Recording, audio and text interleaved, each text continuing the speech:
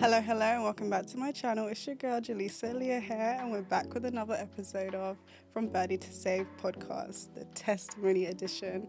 Today, I'm gathered here with Kymani. Hello, Kymani. How are you today? Hello, I'm doing amazing. Happy to be here. Thank you for being on my show. We know that you're here for a specific reason today. It's very important because you're here to share your testimony of how you came to faith and everything. So when you're ready, let's begin. It started off when I was young, primary school. I didn't really hear about Jesus. It wasn't a thing where I grew up in a Christian household or anything. My dad's a Rastafarian, so it's kind of here and there, but he only reads Psalms, so there's no Jesus mentioned. And my mom, she's an atheist, so she just believes in stars and star signs. Yep.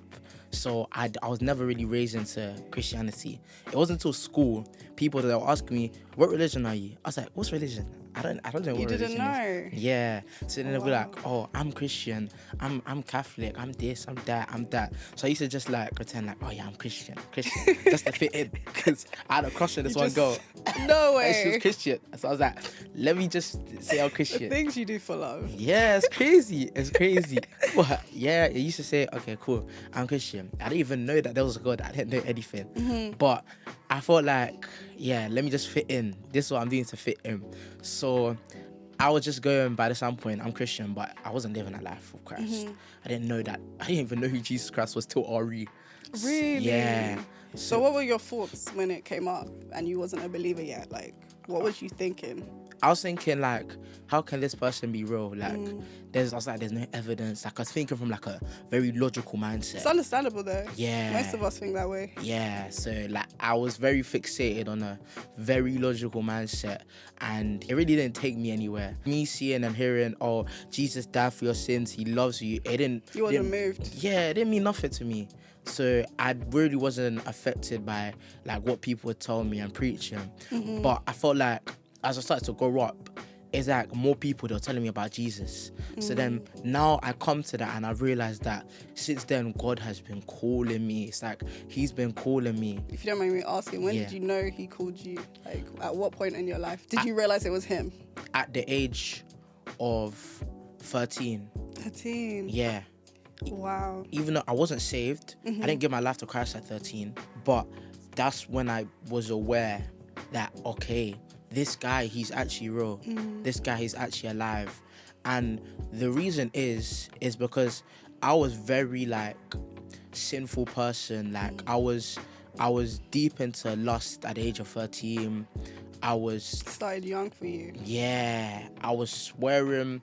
I wanted to follow that gang life. Like, you know how, like, they make it seem like all that. Yeah. They glamorize what it is when it's really not like that. Yeah. Until you're in it, you realize, oh, that's not for me. Exactly. So, but everything ticked your box, I guess. Exactly.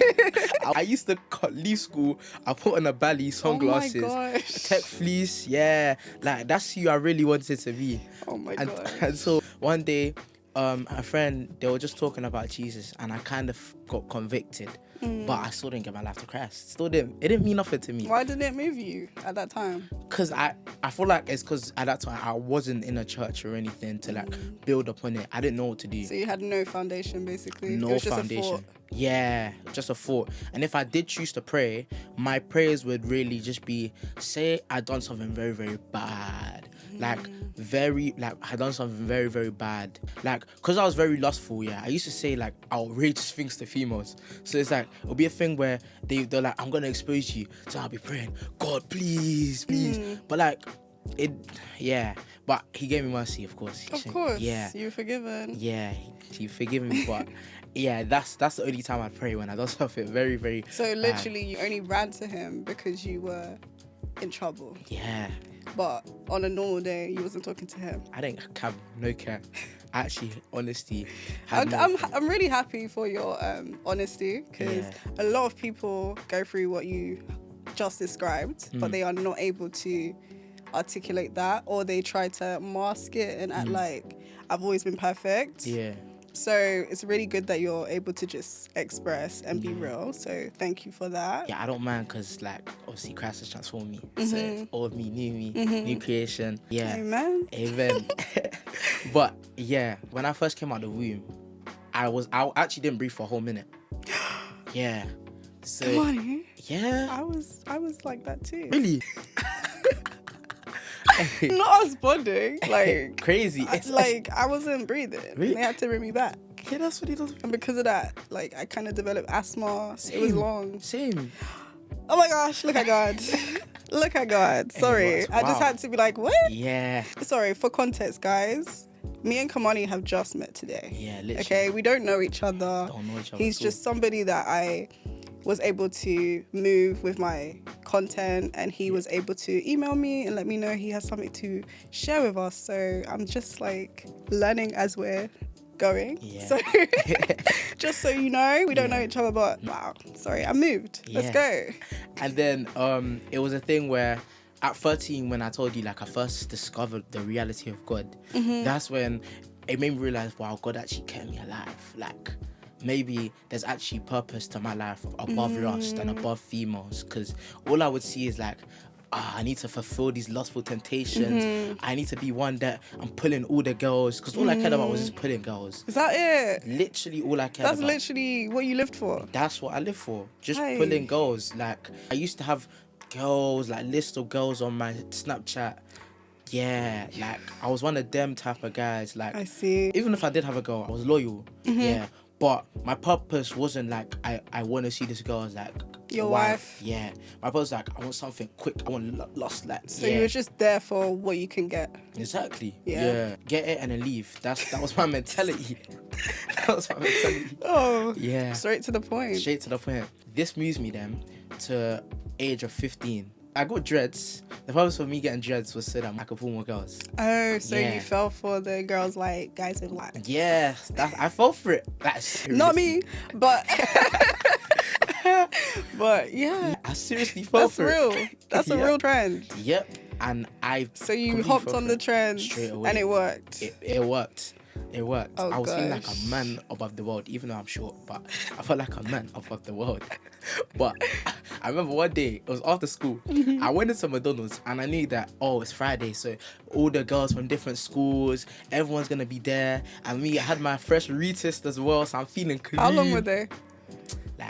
Okay, so you could shake your head. I could shake it, exactly. So I felt like a man above the world when I tell you. So I walked into McDonald's and I was looking for any sort of girl I could move to. I was searching, preying in my corner. And then I have this friend, her name's Shayna. She goes to the church I go to. Shout out to Shayna. She's a real one. And I'm thinking, maybe she finds me leg. Maybe I can get a little snap. Yeah. So, but she actually came up to me and she was like, do you know Jesus? Oh. And I was like, plot twist. Yeah. And I was like, I tried to mask it off. I was maybe thinking like she's like one of them ones. Like I was like, yeah, like Jesus is my savior. But I wasn't actually saved. But she was like, do you go to a church? I said no, but I actually want to go to one. And I kind of, for the longest time, as soon as I found out about Jesus, and like I really wanted to go to church, even from young when I found out in school, I found out all my friends go, like I wanted to go. So you felt like you were missing out on something? Yeah, I didn't know what it was, but there was a desire. So I got that invite to church and I went. And the only reason I was able to go to the church was because I broke my foot. I used to do football and we had games on Sundays. Okay. But I was in a match. Some guy, he kicked me very hard. My foot was broken. So obviously I couldn't go to football. Literally broken. I had like a whole like cast on my foot and everything. So that prevented me from going football on Sundays. So as a result of that prevention, I was able to go to that church. But if it wasn't for me breaking my foot, then you wouldn't have walked into those doors. Well. Yeah. Wow. Yeah. So that me breaking that foot allowed Christ to save me. We interrupt this program to announce that we are in dire need of some subscribers. So please comment, like, and subscribe. We on Jesus time. Come on. Come over here. So it's like, I was angry at that time because football was life. I lived, when I tell you, I lived for football.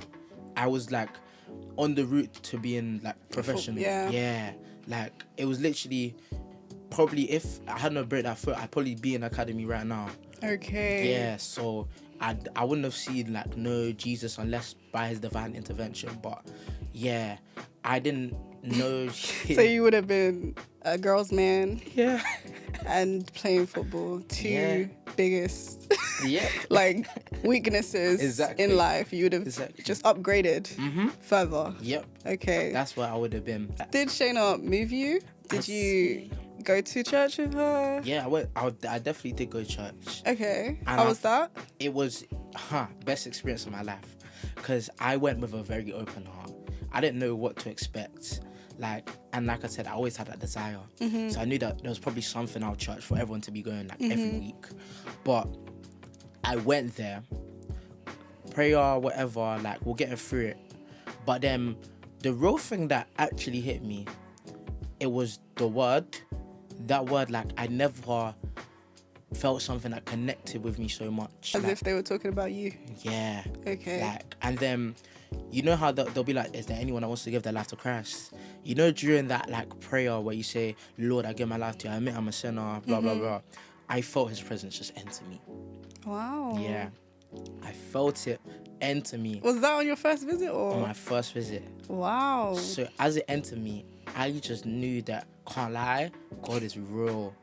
And then it was like, from there, I'm going every single week, non-stop, couldn't stop. But, okay, before you go into that part, describe how you felt in that moment, because this is something you've not experienced before. Yeah.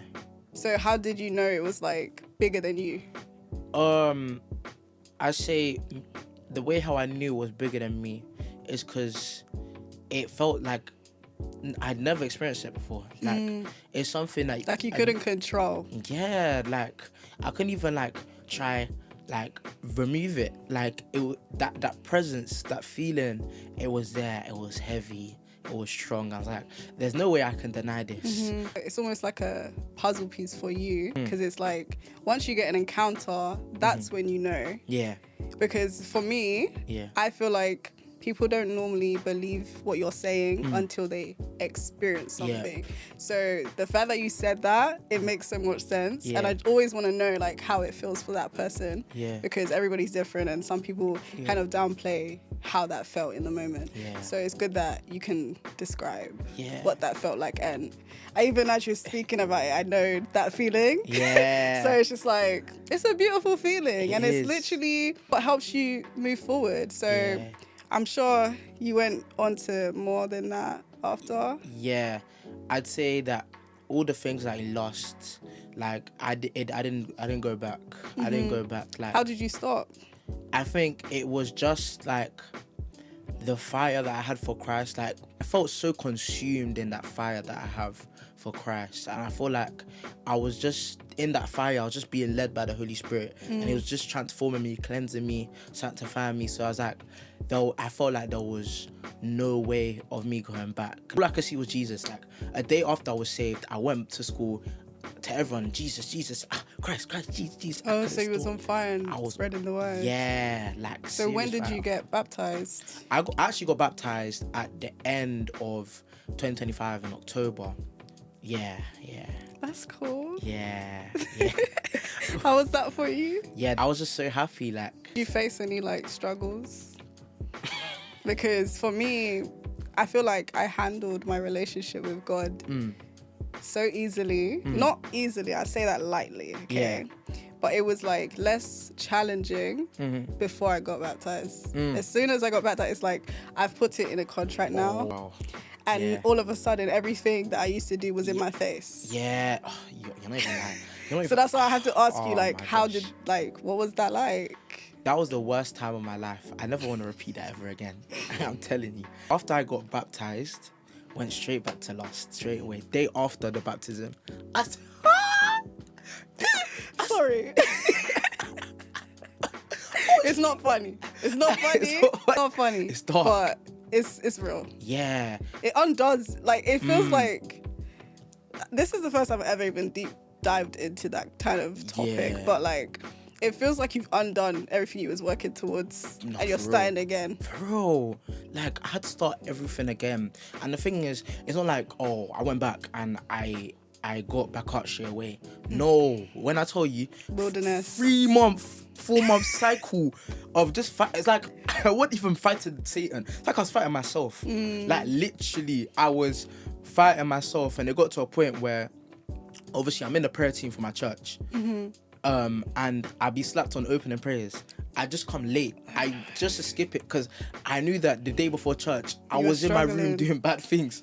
I was my God. I stopped praying. Like, I couldn't pray. I couldn't get myself to pray. Disconnect. Like, when that desire's gone, like, lost conviction. Like, the fire. Yeah. The fire was not firing. I'm telling you. And you're like, why? Like, I was on fire. Yeah. I was moved to get baptized. And then I've gone and done it. I should be better than anything. But really, it puts you in the truest test. Yeah. To be like, okay, you did it without the full effect. Can you do it now? Yeah. And how did you get back to it? If you remember, like, how did you get through that wilderness? Because it is a wilderness. I mean, I barely got through, but it's only by the grace of God. But like 3-4 months within that wilderness. And what's funny, I was actually reading the book of Exodus as well. So I was studying on the wilderness, the times I did read my Bible, because I really didn't read my Bible during that time. I didn't pray as much as I should. But I say what actually got me through is the prayers I done before I got baptized. I say it kind of like covered me in a way so that I didn't fully fall back. That's why I feel like prayer is very important. Like, prayer. When I tell you, there's prayers, because like I would be praying 1 hour like every day, and they'll be deep, covering like my life. And I feel like that covering, it was like almost like a rock that I could stand and climb back onto when I fell.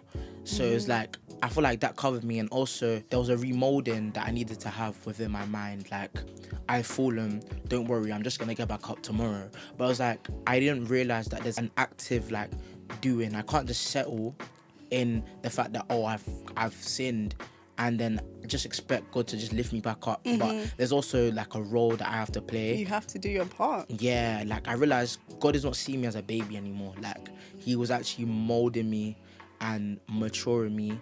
And obviously there was so much attacks at home. Like, when I tell you, as soon as I got saved, I saw myself as a better person. Everyone else saw me as a better person. But it's like, from the eyes of my family, they were like, you've got worse since you've gone to church. That one, like, it made me sad because I see myself better. It's basically, you were a mirror for them. And when you're a mirror, you unfortunately have to face people projecting because they know that you're doing something that they have not been able to do. So I feel like with everybody, we all have different experiences, but that is something that comes with it. Like, they start to not agree with what you've done. And it's just like, so was you supporting me when I was doing wrong? And you're not supporting me now that I'm choosing to do right? Like, it makes you question your family, but I think it's needed because I feel like, not sure about you, but I feel like when I experienced that, it pushed me further to keep going. Yeah. It didn't make me want to be like, maybe I'll go back to being like you. Not to be like you're a bad person or, I'm not looking down on anybody that doesn't have a faith. That's fine. But like, when you're projecting, it's just like, what I've chosen to do doesn't actually affect you. Yeah. So why are you stressing me? Yeah. I get. Do you know what I mean? Like, I'm not holding you and the Bible at the same time and telling you things. No, I'm not. I'm not even preaching to you. You just know that he lives within me and now I'm in your house. Yeah. And you can't handle that. Exactly. But that's crazy. How did you like stay strong in those moments? I feel like sometimes I can carry this like I don't care mentality. So it was more like, now that I knew God was real, it's like I was like to them, there's nothing that can stop me. Like, I told them when they were saying, I'm banning you from church, you're not going, like that. Right, like that? They said, I'm going to ban you. I'm going to stop you from going. And I told them, I'm still going to go. I'm not going to listen to you. Like, I had this like rebellious, I know it's not the best thing, obviously honor your parents, but But you said your situation was different, innit? Yeah. Like, your dad's Rasta. Yeah. Your mom doesn't believe, so what can you do? Yeah. So I had this rebellious mentality. I was just like, you say you're going to stop me, but I'm still gonna keep on going, and you're not gonna do nothing about it. But then that's so that's so blunt. Yeah, I said it. Another thing that angered them as well, when I told them I love God more than them.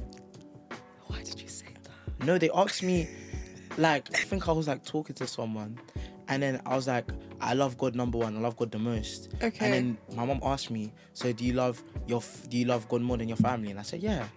Then, like, it's not a lie. It's not a lie, but like, it's hard to say something like that because they don't understand that they are from God. Yeah. So we have to love God, because how do we get here? I tried to explain it, but like they went through it, and then that's when, like, I'm gonna be very honest, because we're here testimony podcast, but that's when my dad was trying to, like, he was like, I'm gonna pull up to your church, I'm gonna speak to your pastor, like saying your pastor's probably this, pastor's probably that. So it was just like, yeah. But I feel like the more I started to reflect Christ, then they started to realize, like, he's actually changed, like, he's actually a good person. So it's like, now they've eased off, they don't complain that. But before, it was a battle, I can't lie. Like, it was a real battle. And even after the baptism, like, there were just serious attacks. Did you tell them? Did you tell your family that you were getting baptized, or you just did it? No, I told them. What did they say? And at that point, they were fine with it, because I feel like, oh, okay, yeah, like, I was praying over my family, and like, they had seen that I was changing very quickly, so like, they realized, like, they'll leave me because, like, I'm doing my own thing. It's just hard, like, because they just see me as, like, brainwashed now. Yeah, especially Jamaican family as well. So yeah, they just see me as brainwashed. Jano. Knowing I'm the only one in my household that is saved. Me too. Yeah, like, it's hard. Me too. It's hard. I've been told that when you're spiritually something, have you not seen it on TikTok? I don't know. They say you're spiritually something. Psychosis. Religious psychosis. Yes. Yeah. I've been told that, and I'm not gonna lie. Yeah. I was very strong until someone I love told me that, and I was like, hold on. I'm losing it. I was like, I'm losing it. I'm normally strong. Yeah. Things don't really bother me, but you're someone that is my blood. Yeah. And you're telling me that because I've changed and I don't want to do certain things. I think it was like, I don't know, maybe I was being invited to somewhere that's like got secular music and, you know, the bashments, all of that. I can't control what I consume. So I said no. Yeah. And then it turned into, spiritual psychosis. And I was just like, I don't have that. But yeah, that got me out of my character for a bit. I had to repent, because I was like, I'm angry. Yeah. And I don't like being angry. Yeah, yeah. So I can imagine. Yeah. Anger's the worst. I feel like I was a very, like, I rage. I was like infuriated 24/7, and I feel like it's something I picked up from my father, because I feel like he's a very, like, angry person 24/7. So I was a very, like, angry. I used to crash out on people. Like, I was one person that if a female told me I wasn't leng, I would violate them till they cried and done things to themselves. That's so sad. Yeah, so, like, I was one of them ones. Like, there was someone I knew, I remember they said, oh, you're short and ugly. I like, in front of the whole class, I was crashing in front of teachers, in front of the whole class, like, in front of public. I didn't care. Like, I was one of them ones. Like, you just led by emotions. You let it get the better of you. Yeah, like. Well, I'm glad you're not like that anymore, because that's not good. That would ruin your life. For real. You can't be led by what people think of you or what they say about you or anything like that, because even me, like, coming to Christ, I lost so many friends. Like, people don't want to be my friend. Yeah. Because they think I'm going to preach to them. And it's like, not one person in my life, they can tell you that I've preached to them. Has my videos come onto their feed and have been moved? Yes. Yeah. But I don't go up to them and be like, I need to tell you this. No. It's just like, if I sow my seed and it hits you, I've done my job. Yeah. I don't need to go and hold you and tell you anything. I'm not here to change you. Yeah. I'm not here to even make you be like me. Yeah. It's just, if I'm told something, I deliver it. And that is it. But I feel like people have a negative idea of when you used to be something or be a certain way. and you're no longer that way, or you're no longer fun, they just be like, yeah, it's just finished. Yeah. And it's just like, actually, I'm so much better, guys, because you didn't know when I was being that person, I was crying at home. I was in my bed crying. Yeah. You know, I was addicted to smoking. I was doing certain things to be normal for you. Yeah. And now I don't have any issues. I don't have to go and hide behind anything. I'm just me all the time. You should be clapping for me. Not saying that, oh, she's changed, but change got us here, right? Yeah, because I never even used to talk to people. So look at me. Look at you now. It's amazing. It's amazing. Because I feel like even on that same thing, like people, they say the same thing. Oh, he's not fun. He's boring because I dropped all secular, worldly music. Like me, I'm a gospel boy. Even rap, gospel R&B. Yeah, gospel, you were telling me everything. earlier that you make your own music. Yeah. So it's all about God. All about God. That's good. Before I was saved, I used to make music, but it was just lies. I used to say, I'm going to stab this guy. I'm part of this gang. So it was just to create the image that you wanted before. Yeah, talk about I have this female man, I'm blind. Like, oh no. Yeah, like. Oh no. I was a cat rapper though. At least you can say, like, be real, like, do you know what I mean? But most of them are. Yeah, true. Do you know what I mean? So you're not saying anything new here. Yeah. Everybody's like that. Just like even the content creators. Like, I'm part of the content creators, but what I produce is real. Yeah. I'm not in Mayfair if I shouldn't be in Mayfair. Exactly.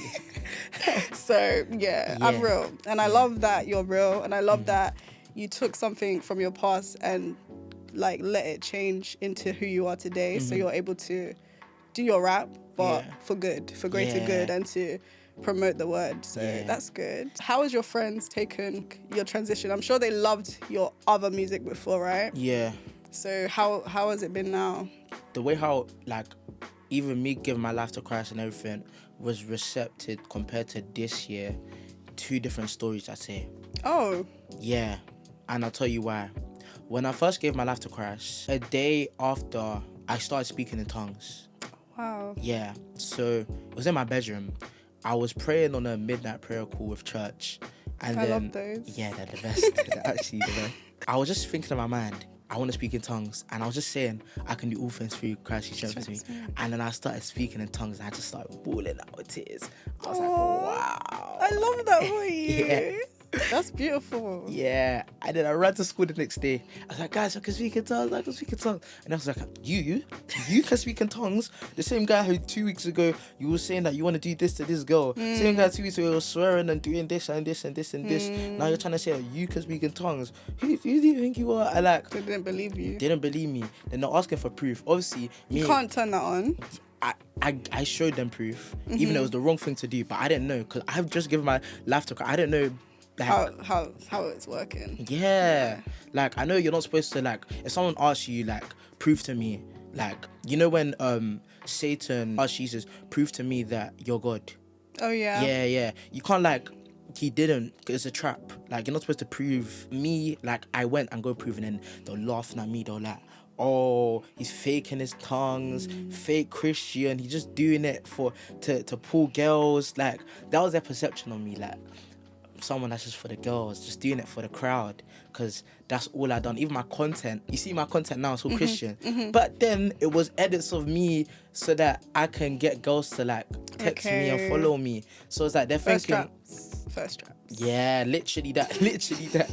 So they're thinking that I'm saying I'm becoming this Christian just so girls can, like, get at me. But that wasn't, like, it. I came with such zeal, telling them, oh, I can speak in tongues, showing them, proving it. But, like, no one believed me. What made you want to announce it?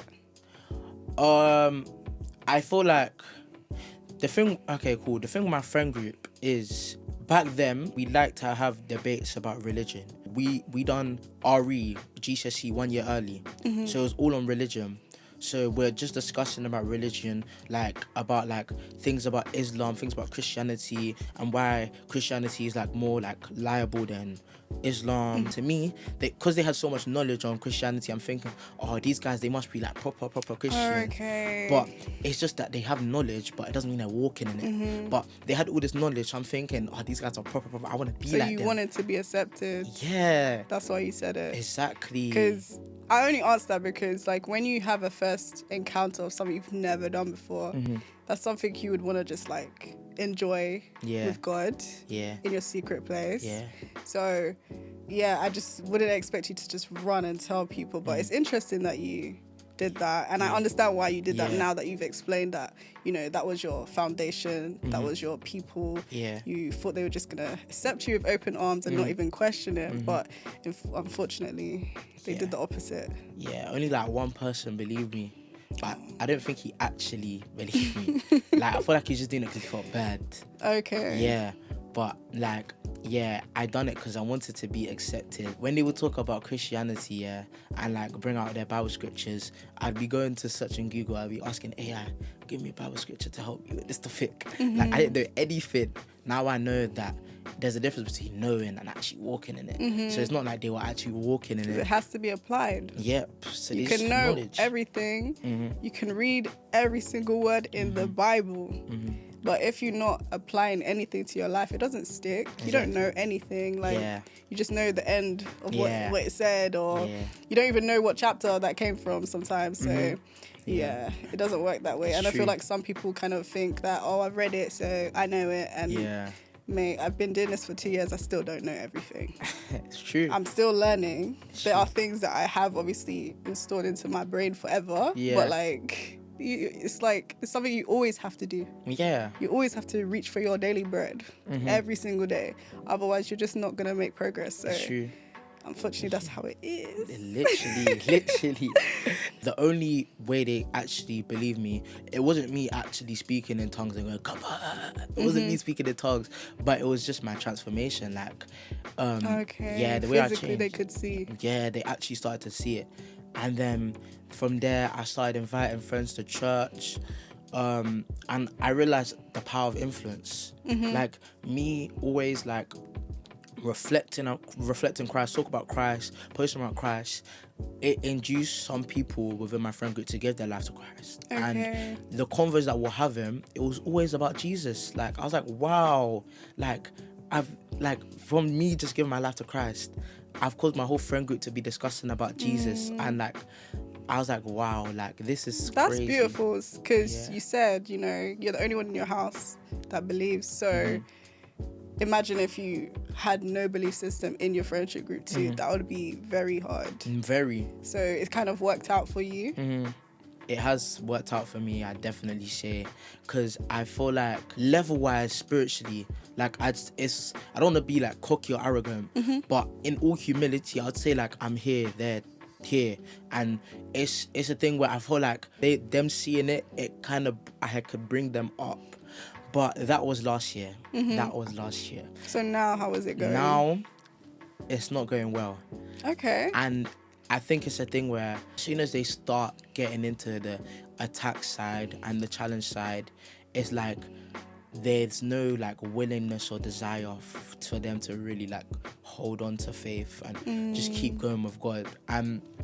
It hurts me, it annoys me, because I've seen a lot of friends go straight back into the and worse than before. And they stay. Yeah, it looks like no going back. It's never the end. You're allowed to, not allowed, but it's okay if you have a moment of weakness. Yeah. It's okay if you're struggling.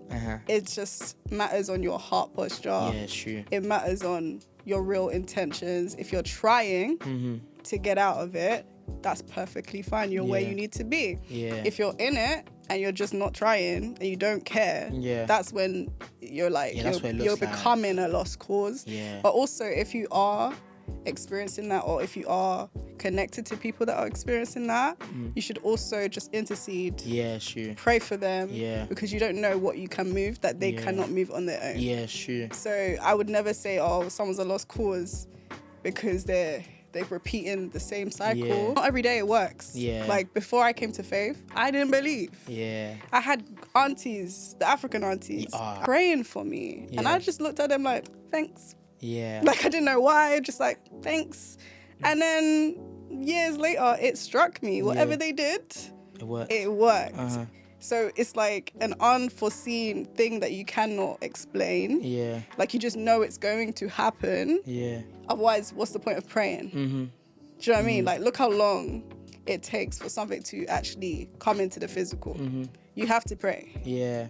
And if you're not praying and if you give up on praying, nothing's going to change because there's nothing happening in the place that we cannot see. Yeah. So it's always okay. Yeah. Don't matter where you are. Yeah. Doesn't matter if you was good before, bad now. It doesn't matter. Yeah. As long as you still have the right intentions in your heart, you're gonna get back there. They're gonna get back there. Yeah. So I would never say someone's a lost cause. Don't ever say that again. No, I didn't mean it like that. But let me reword it. Okay. So refine it. It's not that they are a lost cause, but they're making themselves seem like a lost cause. Okay. But don't worry, I've been praying for them. Okay. It's just upon that mention of Christ, like they start running. So they made themselves seem like a lost cause. So they're actually avoiding. Yes, it's that avoiding. Then that's something that you have to do secretly then. Yeah, that's what I've been doing. It's not something you can bring to them because you're just going to make them flee. Exactly. Because you're reminding them of what they're not doing. Yeah. We don't want to do that to people. We don't want to do that. Because if you failed at something, if you struggled with something and someone kept reminding you, you're going to be like,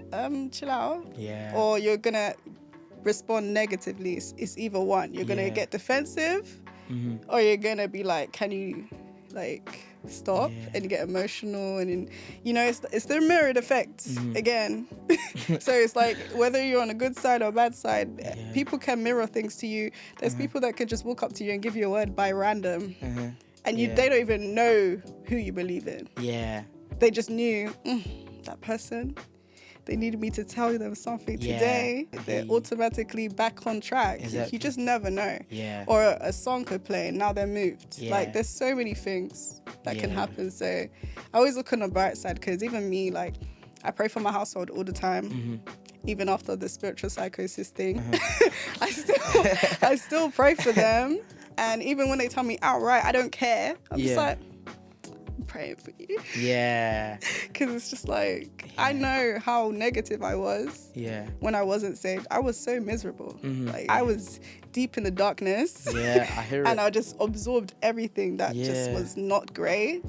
And to be able to just be like and just relax and just breathe in life, it's just like I'm free. Like nobody bothers me. Even when someone comes with negativity, I'm just looking at them like, who sent you? Do you know what I mean? I'm just like, who sent you? But it's not going to affect me because I'm chilling, man. And I woke up this morning and I prayed. So when you come with your it don't bother me. But if I didn't pray, it would bother me. For sure. Like it's a shield. It's literally a shield. You shield your life with prayer. And if you're not praying, then things just eat you. And you're stuck. And that really like stuck out to me as well because it made me think to back like before I was saved as well. Like even my feelings and emotions, I bring out my emotions to God, so I'm able to have that release. But I feel like before I really wanted to uphold and withhold this image of a man. Like, you can't be emotional. Can't be emotional. So like there'll be things going on at home, things going on in school, angry, sad, I keep it in, bottle it all up.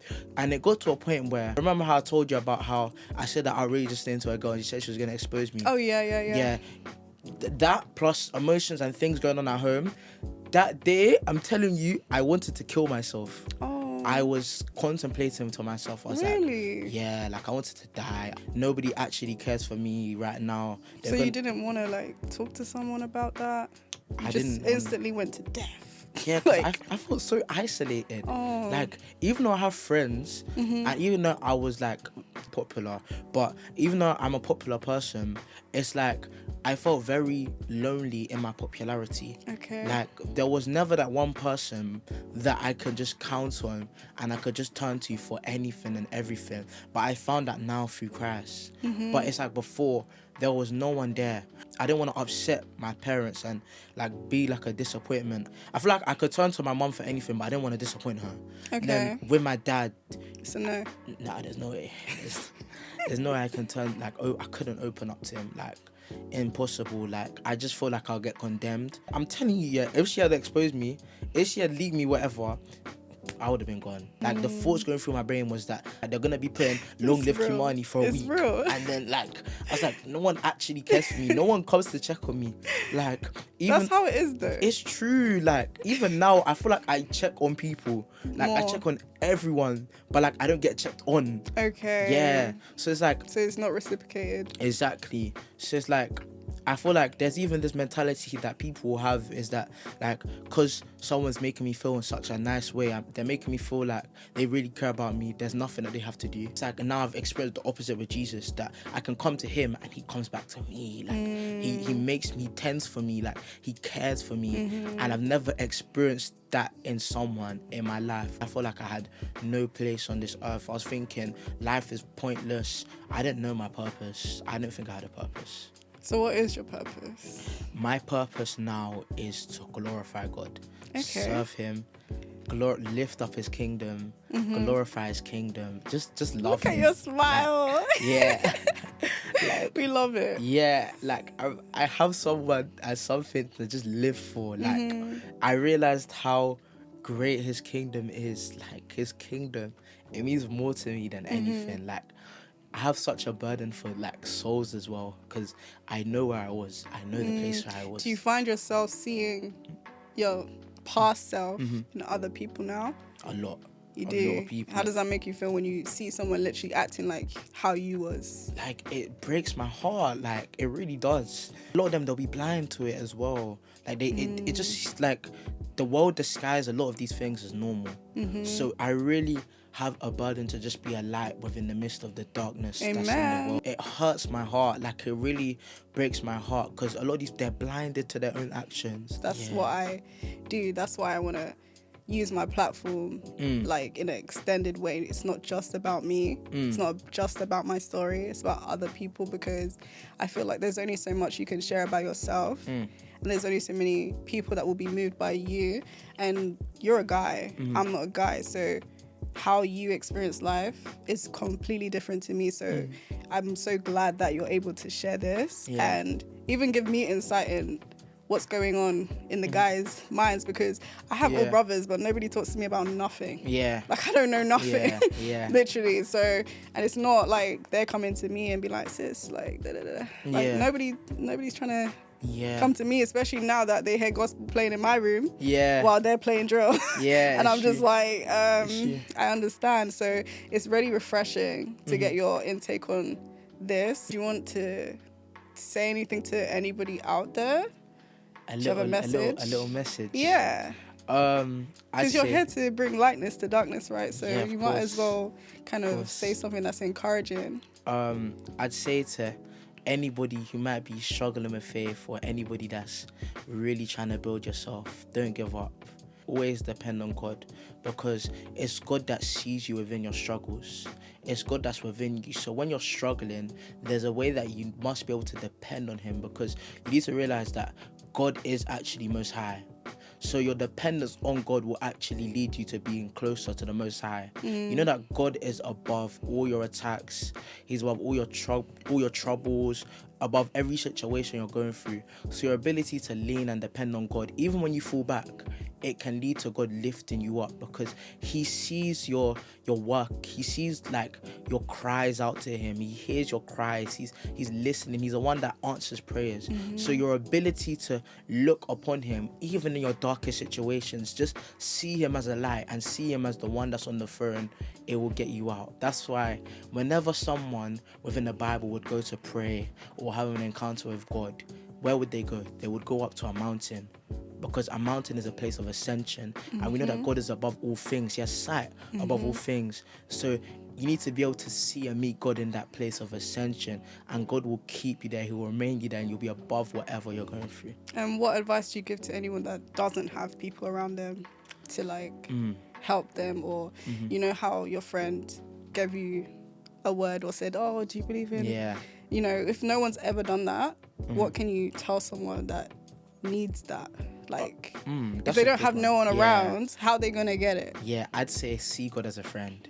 Like, God is my best friend. When the Bible says, like, pray without ceasing, like, it doesn't just say it for no reason. And if I could add, I would say that don't worry about what other people think, you know, because I feel like that's what stopped me at the beginning, because I was like, this is something I don't normally do, or even just praying out loud was like, people gonna hear me? Like, do you know what I mean? So I feel like people need to take it as just a simple conversation with a friend, like you said. Yeah. Because I feel like the older generation makes it seem like you have to know all the words in the Bible and then say it in your prayer and just talk to him with Bible verses.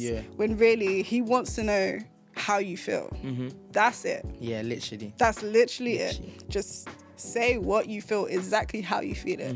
Not scripted, not as a different character, as yourself. Yeah. And then it will work. The only person we should really care about is God. Like, of course, He's created us. At the end of the day, just because you said something and it doesn't work at that time, doesn't mean it's not going to come through to them a few years later. Exactly. Because that's the way I see it. It's like, okay, they said that now, but one day they're going to think about, oh, remember that day Kymani said this to me? And I was like, okay. And then now you're sitting in the okay. Yeah. And you're like, clap for him, because he was right. Like, that's how it works. And people don't realize that. People don't realize that. Like, God works in mysterious ways. And if it doesn't come through you, it doesn't come through me, it's going to come through somebody else. Like, it's that simple. You can't get, if that's your calling, if he's supposed to be in your life, he's going to be in your life.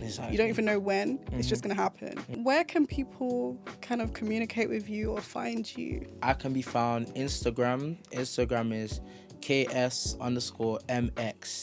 Yeah, basically just Instagram and TikTok. Thank you so much for coming on today. No problem. I'm blessed to be here. That is the end of this episode. Thank you so much for tuning in today. Please don't forget to like, comment, and subscribe to my channel, and I'll see you in the next one.